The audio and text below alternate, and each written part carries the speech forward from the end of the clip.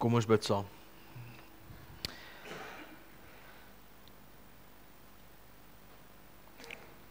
Ons Here Hemelse Vader,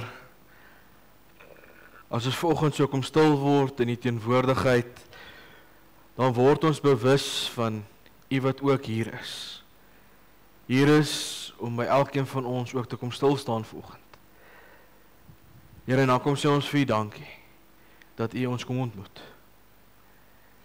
Here, dankie dat ons deur ons lied ook ons begeerte kan kom bekend maak, Here, dat U ons verlange is, dat dit U is waarna ons uitsien. Here, U roep ons op om saam te kom as gelowiges, om U naam te kom loof en te kom prys, om aan U die eer te kom gee, vir dit wat U deur die eeue al vir ons waar gemaak het. En Here, wanneer ons vanoggend hier saam is, dan weet ons, U is ook deur die getrouheid in ons elkeen in die werk. Here, deur die Heilige Gees. En daarom kom vra ons U om ons te kom oopmaak met ons harte, met ons ore, dat ons U Gees kan hoor vanoggend. Here, wanneer ons U woord vanoggend lees, saam daaroor nadink, vra ons Here dat U wil daarin sal wees. Dat U woord kragtig in ons lewe sal inwerk, sodat ons ook in ons geloof mag groei en sterker word tot U eer. Here, wees by hulle wat vanoggend nie saam met ons hier kan wees nie. U weet wat is elkeen se omstandighede. U weet wat is elkeen se behoefte. U weet waarna hulle verlang. 'n uitkoms. Here, ons vertrou U daarvoor, want ons weet ons lewe is in U hande. Here, bewaar ons, versterk ons, en lei ons met ons oog gerig op U, sodat ons so sal gaan lewe dat U daardeur verheerlik mag word. Dankie dat ons dit vanoggend in gebed van U mag vra, en kan weet, Here, U hoor hierdie woorde, en U naam alleen. Amen. Geliefdes, ons gaan vanoggend saam lees uit Matteus 2, vers 13 tot 23. U is welkom oop te maak. Matteus 2, vers 13 tot 23.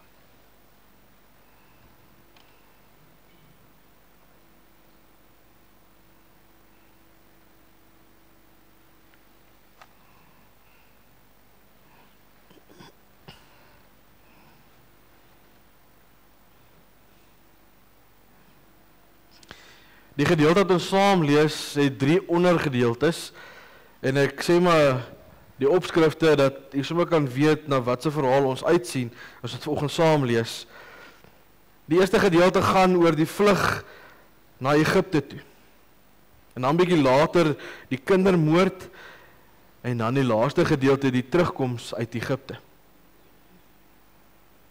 En dis 'n gedeelte wat aansluit na die geboorte van Jesus, is dit hoe die verhaal verder verloop het, en ons luister vanoggend saam na hierdie gedeelte. Nadat hulle vertrek het, het daar 'n engel van die Here in 'n droom aan Josef verskyn en gesê, staan op, neem die kindjie en sy moeder en vlug na Egipte toe, en bly daar totdat ek jou sê om terug te kom, want Herodes is van plan om die kindjie te soek en hom dood te maak. Josef het toe opgestaan en in die nag die kindjie en sy moeder geneem en na Egipte toe vertrek, en daar gebly tot die dood van Herodes. So is vervul wat die Here deur die profeet gesê het, uit Egipte het ek my seun geroep. Toe Herodes agterkom dat die sterrekijkers hom in die steek gelaat het, het hy woedend geword. Hy stuur toe soldate en laat in Bethlehem en die hele omgewing al die seentjies van 2 jaar en jonger doodmaak, ooreenkomstig die tyd wat hy noukeurig by die sterrekijkers uitgevra het. Toe is die woord vervul wat die Here deur die profeet Jeremia gesê het, 'n gekerm word op Rama gehoor, 'n gehuil en groot gejammer. Rachel treur oor haar kinders en wil nie getroos word nie, omdat hulle nie meer daar is nie. Na die dood van Herodes verskyn daar 'n engel van die Here in 'n droom aan Josef in Egipte en sê, staan op, neem die kindjie en sy moeder en gaan terug na die land van Israel toe, want die mense wat die kindjie se lewe gesoek het, is dood. Josef het toe opgestaan, die kindjie en sy moeder geneem en in die land van Israel toe teruggegaan.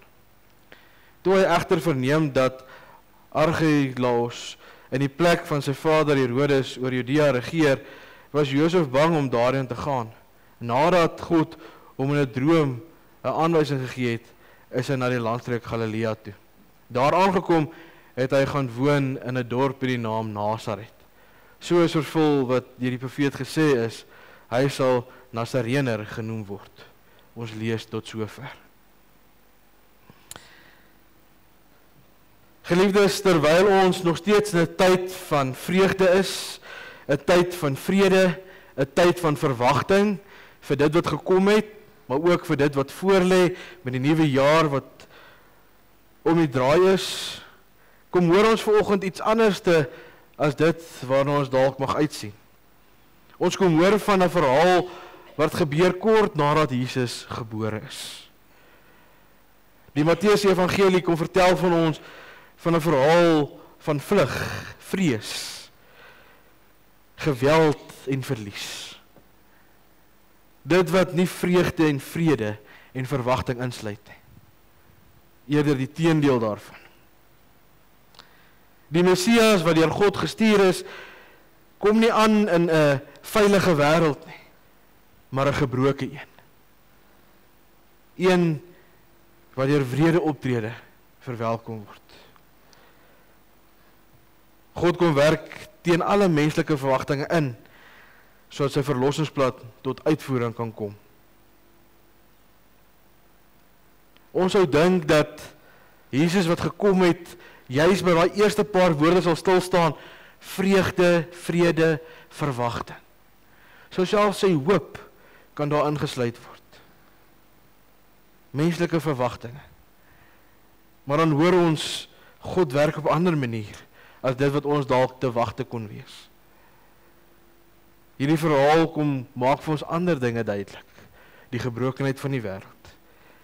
Maar tog die verlossingsplan van God wat tot uitvoering kom.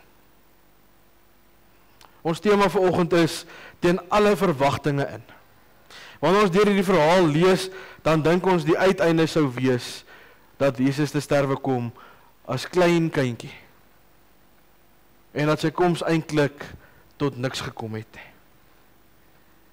Ons sien 'n donker wêreld, ons sien 'n wêreld van verwarring. Hierdie gebrokenheid word baie duidelik vir ons. Maar dan is die eerste ding wat ons vanoggend moet hoor, God se plan is nie altyd dieselfde as ons verwagtinge nie. God se plan aan die een kant en ons verwagtinge. Maar hierdie twee is nie altyd in ooreenstemming met mekaar nie. Josef saam met Maria en die kind Jesus vlug na Egipte toe. In opdrag van die Here. Hy moet gehoorsaam wees. Dit klink vreemd dat hulle juis na Egipte toe moet beweeg, 'n plek wat erken word en bekend staan vir slawerny in Israel se geskiedenis. Hoe kan die verlosser juis daarheen gaan? Matteus kom wys vir ons uit, en ons hoor dit ook in ons teksgedeelte, uit Egipte het ek my seun geroep. Geliefdes, dit is deel van God se plan, dat Maria, Josef en Jesus moet vlug na Egipte toe. Vir ons klink dit vreemd, maar God is die hele tyd in beheer. God weet presies wat aangaan. Hy is nie omkant betrap nie. Dit wat vir ons as mense lyk as 'n terugslag in hierdie verhaal en hierdie geboorte van Jesus, is deel van God se groter plan. God tree steeds op. God is steeds teenwoordig. Geliefdes, soms lei God ons nie weg van gevaar nie, maar juis deur onsekerheid. Hy kom ontmoet ons daar waar ons is, in onsekerheid, en hy lei ons daardeur. Sy teenwoordigheid beteken nie altyd gemak nie. 'n uitgepakte plan wat presies volgens elke letter gebeur nie, maar eerder deur sy getrouheid. Daarom God se plan aan die een kant, ons verwagting, nie altyd dieselfde nie. Maar God bly in beheer. God bly konstant. God is die een wat uitkoms gee. God se redding gebeur binne in 'n wrede wêreld. En ons sou vanoggend nog ons mekaar kom besig hou en sê hoe wreed die wêreld werklik is. En om watse mate die wêreld wreed is. Ons hoor ons teksgedeelte van Herodes wat woedend is. En sy woede lei tot onskuldige kinders se dood. 2 jaar en jonger. Klein kindertjies, babietjies se dood. Dit is wreed en onregverdig. Ons kan dit nie indink nie. Maar geliefdes, Herodes se reaksie gaan oor mag. Jesus se geboorte is vir 'n bedreiging. En hy sê te vinde daarvoor. En hy wil 'n einde daaraan bring voordat Jesus regtig 'n vaste plek kan kry in die wêreld. Ons sien hierin dat daar 2 dinge is wat ons baie duidelik van bewus moet wees. God veroorsaak nie die kwaad nie. God het nie vir Herodes gelei om woedend te word en 2-jariges en onder te vermoor nie. Maar God kom tree binne hierdie kwaad in. Hy staan nie op 'n afstand en toe kyk nie. Hy raak deel daarvan. Jesus begin sy lewe as 'n vlugteling, as een wat geteken word deur die magbehepte koning. Jesus verstaan nog nie self wat aangaan nie. Hy's 'n babietjie, maar 'n vlugteling, weg van die gevaar. Gevaar van 'n magbehepte koning. Die wêreld verwerp hom al reeds van die begin af. Teen alle verwagtinge kies God nie 'n veilige begin nie, maar 'n ooreenkoms van lydende mense. Jesus word al reeds opgeneem in hierdie gebroke wêreld in om in die lyding van die wêreld te deel. Mense wat deur uitdaging gaan. Daarom het Jesus nie gekom om bo die wêreld te wees en buite die wêreld te staan nie, maar het gekom om binne die wêreld God se liefde, God se karakter vir ons te laat leer ken. Hy is deel van die mensdom. God se belofte staan selfs wanneer alles verlore lyk.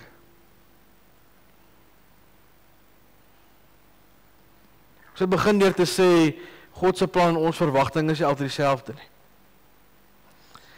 Ons verwagtinge is baie keer iets wat glad ook nie met God se beloftes ooreenstem nie. En ek dink baie keer verloor ons moed en hoop omdat ons nie vashou aan God se beloftes nie. Die opdrag vir Josef was, vat Maria en die kindjie en vlug na Egipte. En ek sê jou laat weet, ek sê jou met jou praat en sê wanneer jy weer moet terugkom. Ons hoor in die verhaal, Herodes sterf, die bedreiging eindig en God praat weer met Josef. Maar in daardie tyd wat Josef moes gewag het dat God weer praat, moes hy geduldig gewees het. Moes hy vasgehou het aan die woord van die Here wat tot hom gespreek het om te sê, vlug en ek sal weer met jou praat op die regte tyd.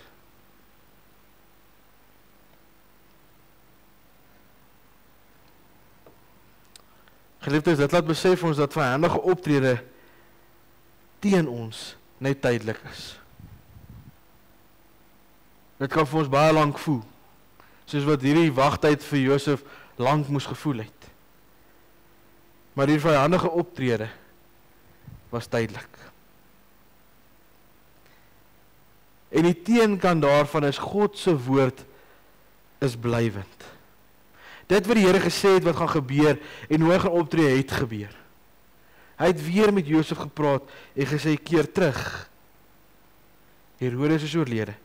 Die bedreiging is beëindig. Geliefdes, baie keer in ons lewe beleef ons God as stil. Hy praat nie met ons nie. Partykeer voel dit vir ons, hy is nie by ons nie. Maar in daardie oomblikke is hy steeds getrou en aan die werk in ons lewe. Baie keer is dit die tyd wanneer God die hardste met ons werk. Wanneer ons voel, waar is hy? Hy is stil. Ons beleef hom nie. Josef moes lank wag, maar God het nie van hom vergeet nie. God het gewag vir die regte tyd om weer met Josef te praat. Nie te vroeg nie, nie te laat nie, maar op die regte tyd. En daarom wat vir ons soos 'n doodloopstraat lyk, en baie keer beleef ons dit in die lewe, 'n moment in ons lewe, dis 'n doodloopstraat, en ons weet nie hoe verder nie. Is vir God net 'n kruispad. En hy sal ons deur hy kruispad lei. Ons het dit aan vashou. Maar ons beleef dit baie keer as 'n doodloopstraat. En nou wil ons op moedverlose vlakte gaan sit, en ons wil hoop verloor en sê, hoe nou? Dis dan die tyd wanneer ons die Here moet gaan opsoek.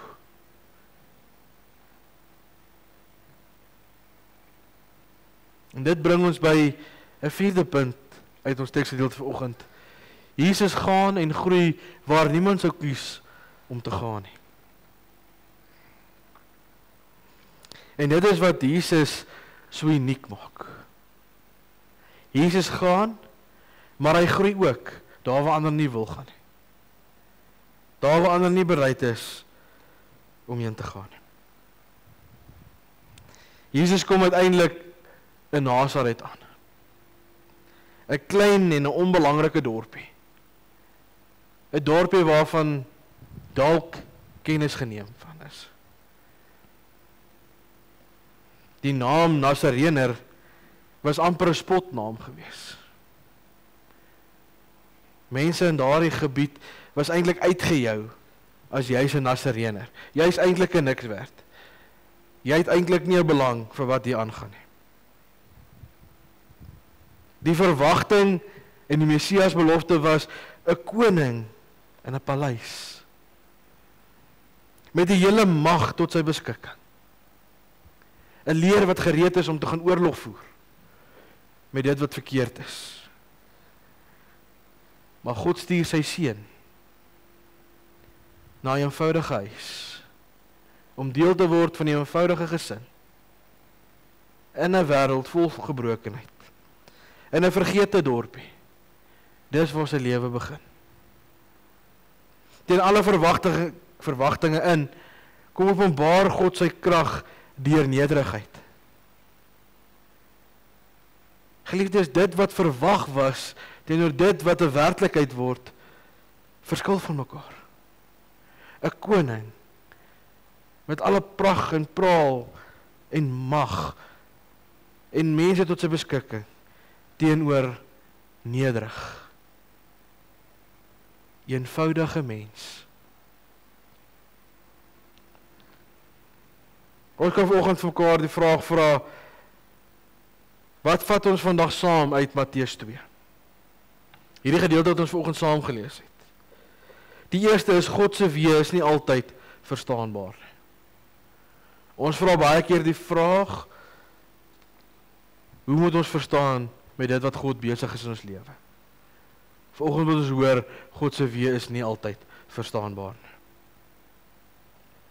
Die tweede is, God se teenwoordigheid beteken nie afwesigheid van pyn en uitdagings nie. Ons kan eerder die troos hê om te weet, wanneer ons in pyn en uitdagings gaan, is God wel teenwoordig. Maar dit vrywaar ons nie van hierdie pyn en uitdagings nie. Die derde is, God se beloftes staan vas. As God sê hy tree op, sal hy optree. Partykeer gaan ons geduldig moet wag vir die regte tyd om aan te breek. Geliefdes, teen alle verwagtinge in, bring God redding, uitkoms en slaag sy doel. En die laaste gedeelte is vir belangrik, slaag God se doel, nie my doel nie.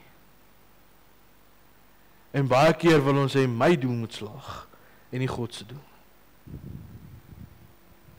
Ons verwagtinge is baie keer na onsself toe gerig, in dit wat ons wil bereik, daar waar ons wil uitkom.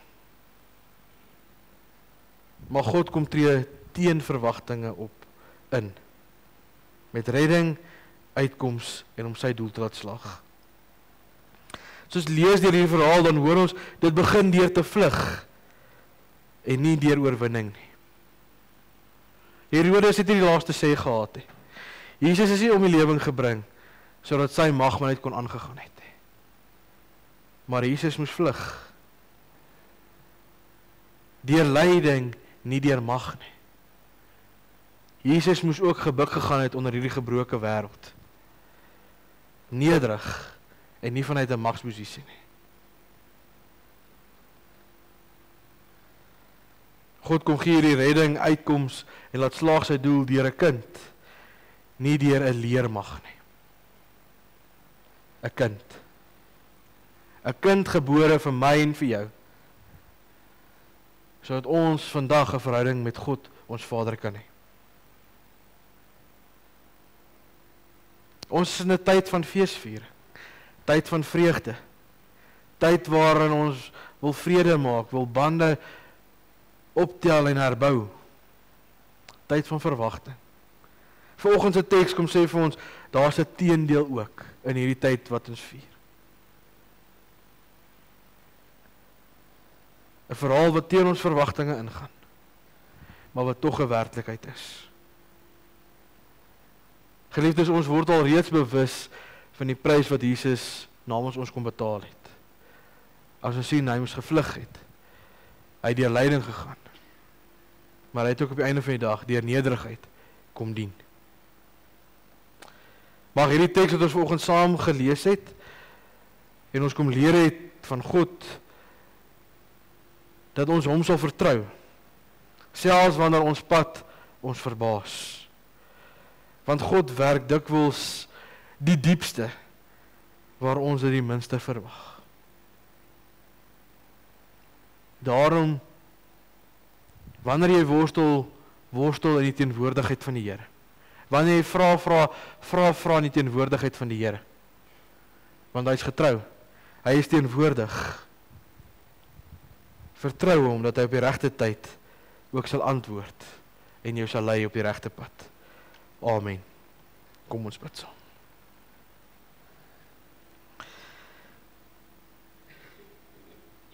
Here, wanneer ons vanoggend 'n verhaal hoor wat teen ons Kersfeesvreugde wil ingaan, dan raak ons diep bewus van die pad wat U vir ons moes gestap het. Die opoffering wat U moes gemaak het van pasgebore baba, van klein kindjie af, tot dit waarna ons uitsien by die Paasgebeure. U wat deur die gehoorsaamheid die lyding moes verduur tot in die dood. Here, maar dankie dat ons kan weet dat in U is daar vir ons 'n ander moontlikheid moontlik. Want U het ook die dood oorwin. Here, dankie dat ons kan sien U is in beheer. U laat alles ten goeie meewerk. Maar Here, dit vra dat ons geloof en ons vertroue in U sal stel. Dat ons geduldig sal wag op U. Terwyl alles nie noodwendig vir ons sin maak nie. Here, dankie dat U ons nooit los nie. Help ons om ons ore in te stel op dit wat U vir ons sê, dat ons sal optree soos wat U van ons sal vra. Here, as dit is om te vlug, laat ons vlug. As dit vir ons is om te bly, laat ons bly. As dit is om na 'n spesifieke plek heen te gaan, Here, laat ons gaan. Met ons hand in U hand. Here, want ons het jou nodig. Die wêreld rondom ons is gebroken, is onseker. Here, ons krap elke dag kop, in 'n minder of 'n meerdere mate. Maar mag dit altyd saam met U wees. Mag ons hoop in U stel, want ons weet by U is daar oorvloedige blydskap, is daar uitkoms, is daar 'n nuwe moontlikheid, want U het U seun vir ons gegee, omdat U vir ons oneindig lief was. Here, gee dat ons in U sal bly, elke dag, en dat ons so sal lewe, dat U daardeur verheerlik mag word. Dankie dat U ons beloof dat U altyd by ons sal wees. Mag ons daaraan vashou en U elke dag soek. Wil U ook met ons wees en bly vandag, as ons mekaar uitgaan, Here. Beskerm ons en lei ons op ons lewenspad, sodat ons so sal lewe, Here, dat U naam daardeur verheerlik mag word. In U naam bid ons dit. Amen.